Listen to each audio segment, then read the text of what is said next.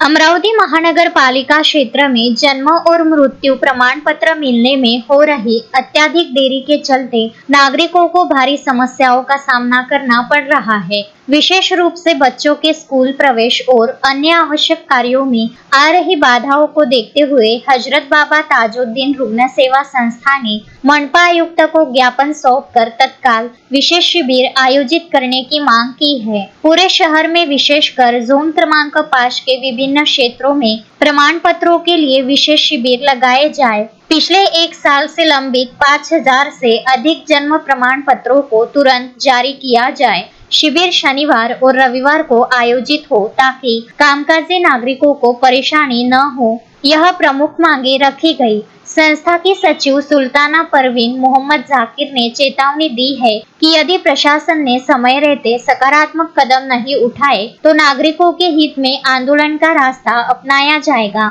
इस संदर्भ में विधायक सुलभा खोड़के को भी सूचित किया गया है। शोएब खान, विदर्भ न्यूज, अमरावती।